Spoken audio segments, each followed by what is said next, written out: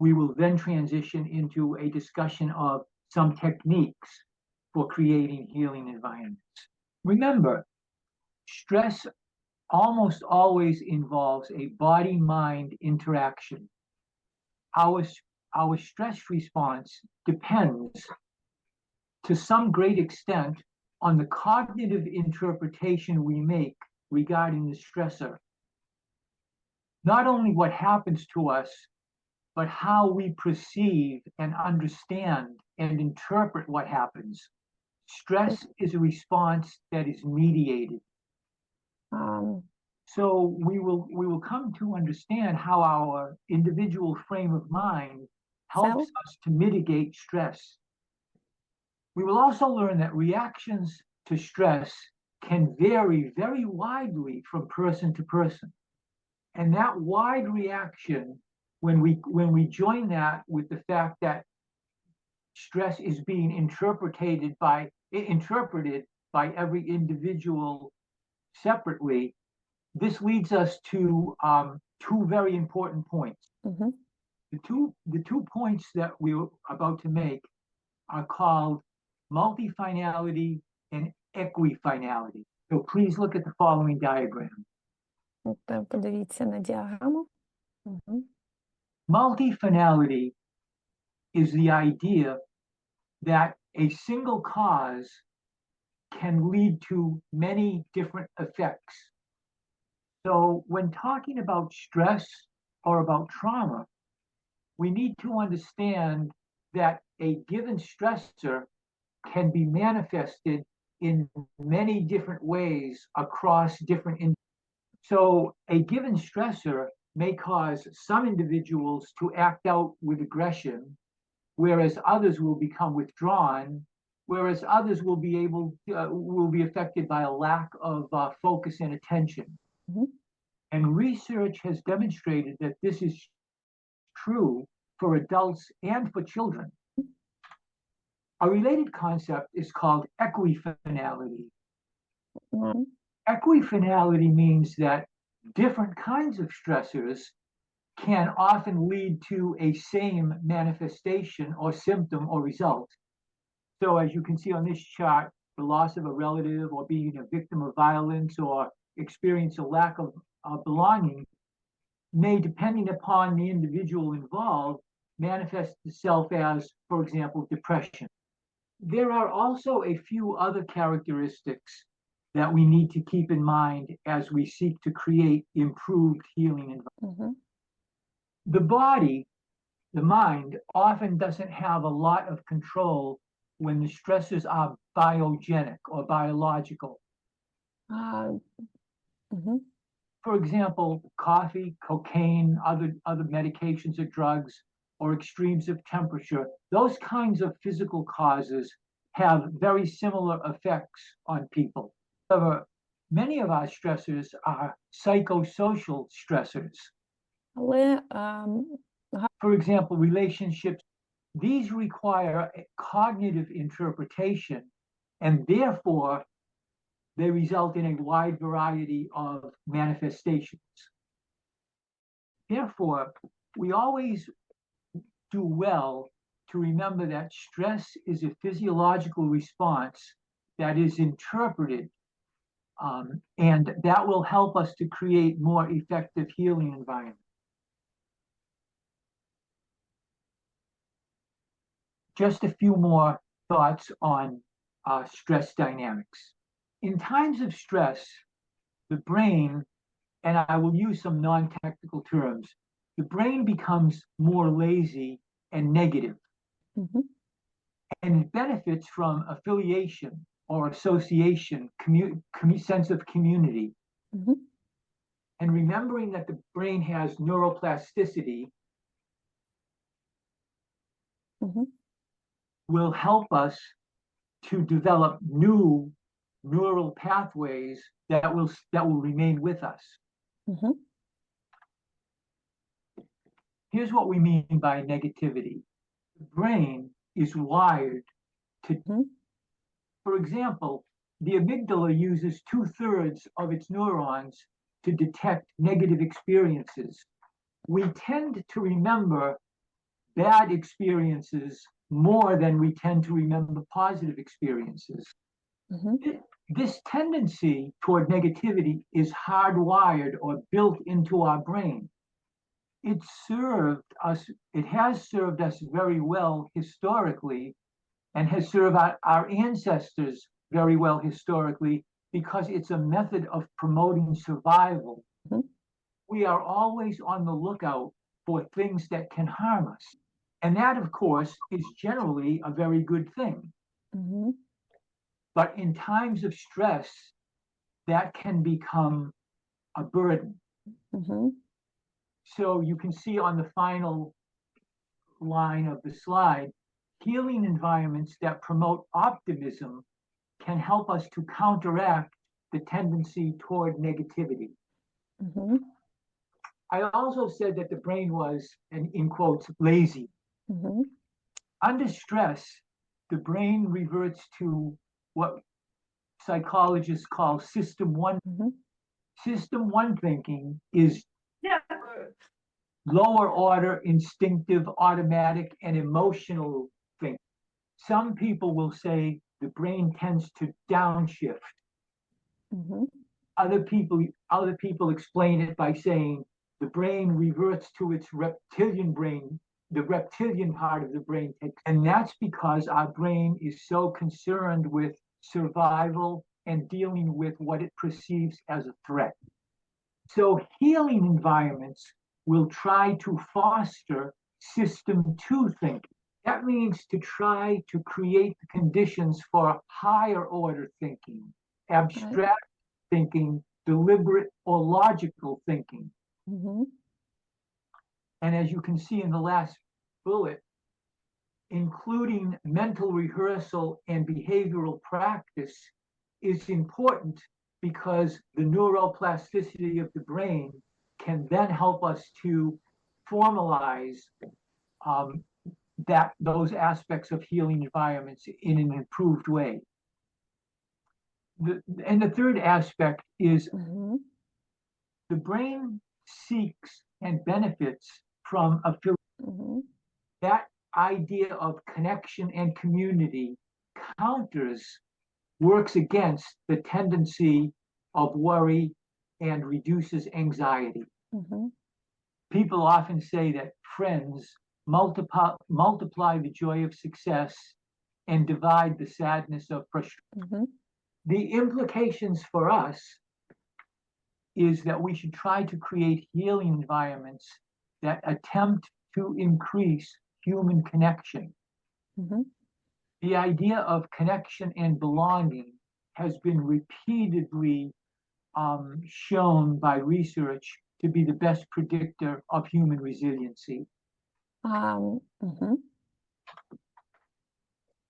remembering that the concept of neuroplasticity means that as we develop new habits, they will become more automatic and routine as we deal with stress in an ongoing way. So the brain at all ages is able to change. So we can create new neurological pathways, and we can reorganize existing networks to deal with stress. In summary, just as patterns of excessive maladaptive stress can be learned, they can also be to some extent unlearned, and more adaptive or more functional pathways can replace them.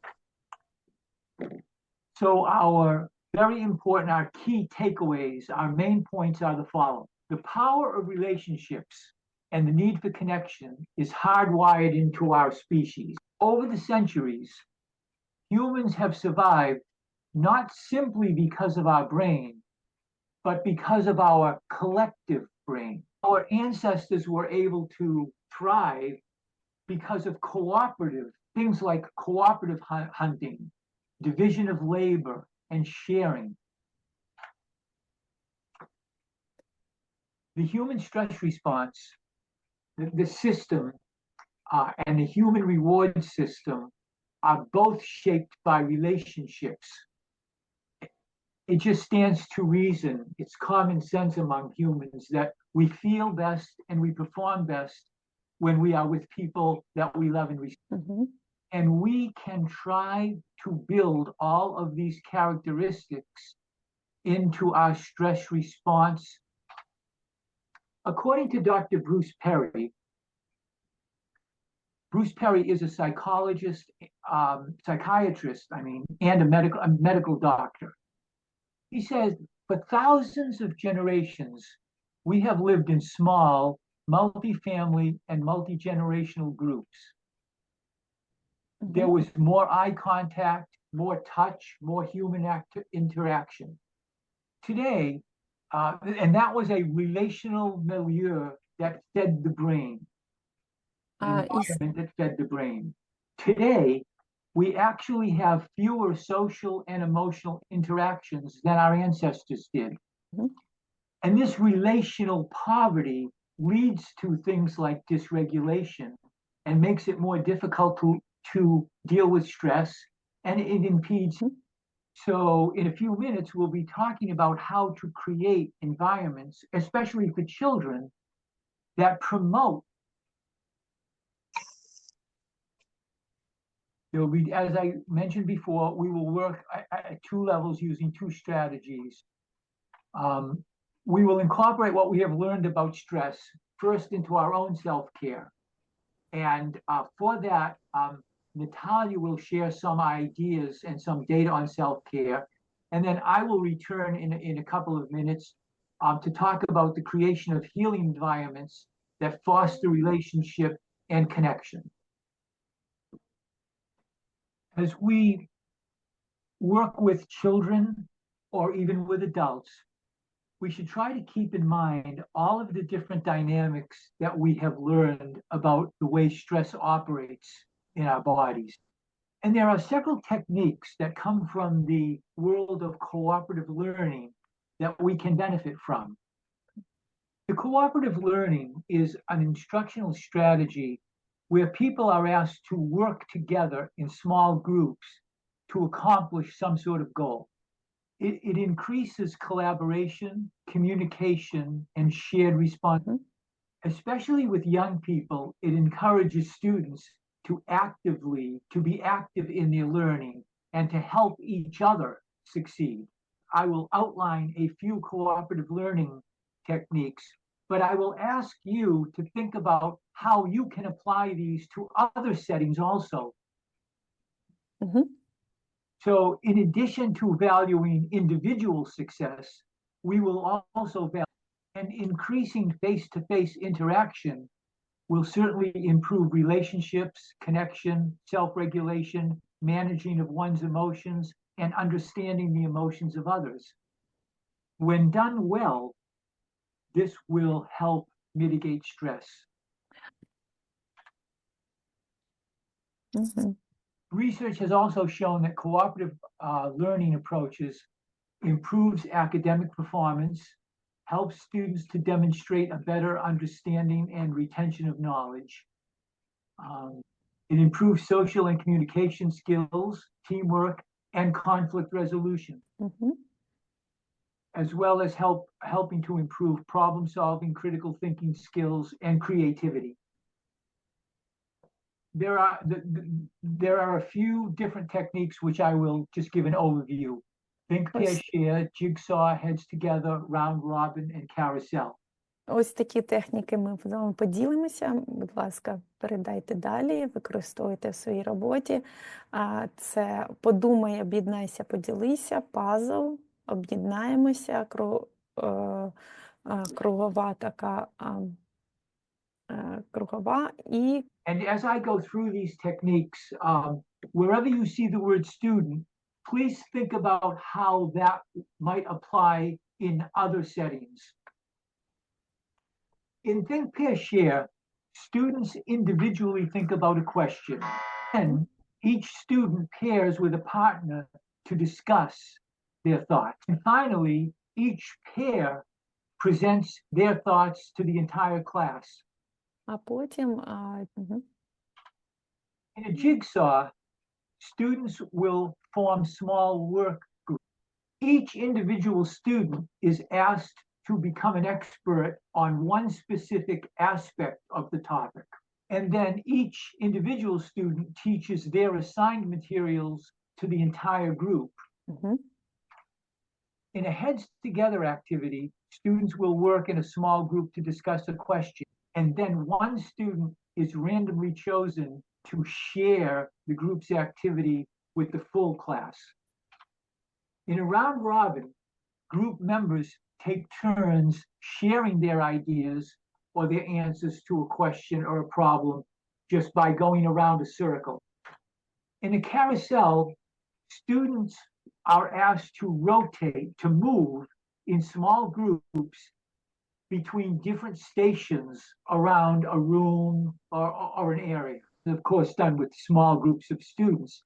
And as each small group moves from station to station, they discuss and record their ideas related to a specific topic or question that appears at that station.